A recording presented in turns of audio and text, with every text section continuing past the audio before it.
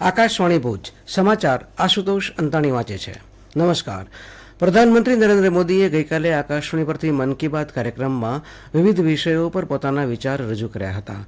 મન કી બાતની 112મી કડીમાં પ્રધાનમંત્રીએ કહ્યું કે ઓલિમ્પિક આપણા ખેલાડીઓને વિશ્વ પટલ પર તિરંગો લહેરાવવાની તક આપે છે.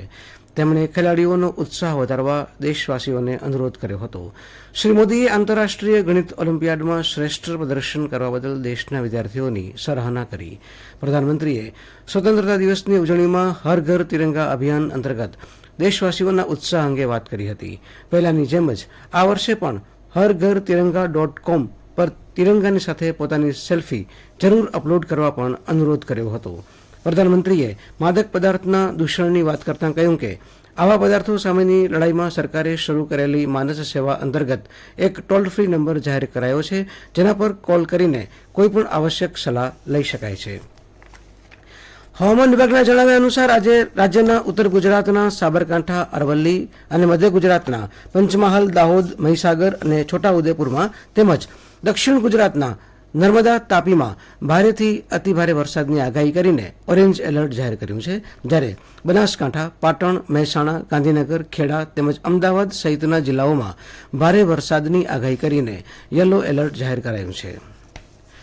સાપુતારામાં આજથી મોન્સૂન ફેસ્ટિવલ મેઘ મલ્હારનો પ્રારંભ થશે. 1 મહિના સુધી ચાલનારા આ કાર્યક્રમનો આરંભ મુખ્યમંત્રી ભૂપેન્દ્ર પટેલ કરશે.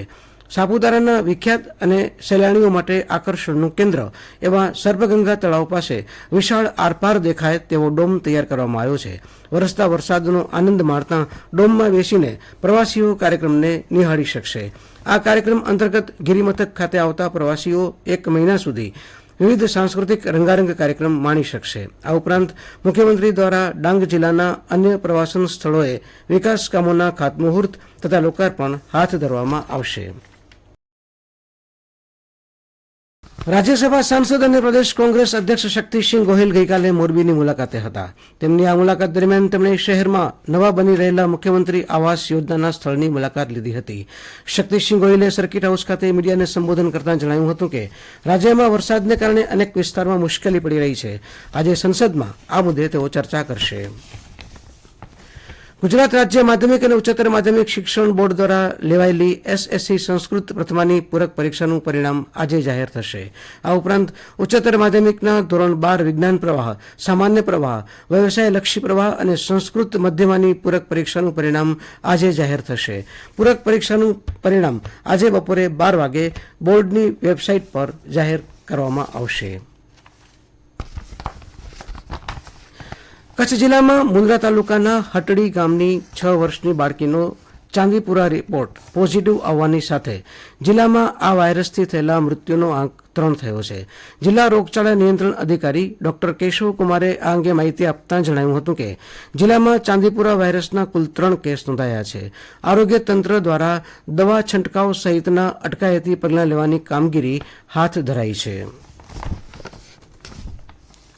જાપાનના ટોક્યો શહેરમાં આયોજિત 14મા ઇન્ડિયા ટ્રેડ ફેર 2024માં કચ્છના બાંધણી કળા કારીગર અબ્દુલ રહેમાન ખત્રીની 16 જેટલી બાંધણીની આઇટમોને પ્રદર્શિત કરવામાં આવી હતી.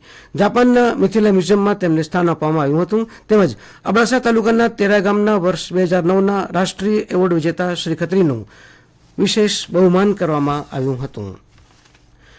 કચ્છની પ્રાથમિક શાળાઓમાં બાલવાટિકાથી ધોરણ 5 સુધીમાં અભ્યાસ કરતા વિદ્યાર્થીઓ માટે જીવન કૌશલ્ય આધારિત બાળમેળાનું આયોજન કરાયું હતું, જે અંતર્ગત નખત્રાણા તાલુકાના અંગિયા નાના પ્રાથમિક શાળાના પ્રાથમિક વિભાગના વિદ્યાર્થીઓએ બાળમેળામાં ભાગ લીધો હતો. વિદ્યાર્થીઓ વિવિધ આનંદદાયી પ્રવૃત્તિઓ કરી મનોરંજન સાથે જ્ઞાન મેળવે, વિદ્યાર્થીઓમાં સહકાર, નેતૃત્વ, લોકશાહીની ભાવના, સાહસિકતા વગેરેની ખીલવણી થાય તેમજ વિદ્યાર્થીઓમાં સર્જનાત્મકતા સાથે મૌલિકતા વિકસે તેવા હેતુથી બાળમેળાનું આયોજન કરવામાં આવ્યું છે.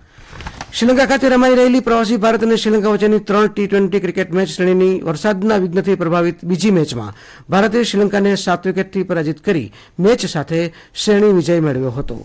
આ સાથે આ સમાચાર બુલેટિન પૂરું થયું. નમસ્કાર.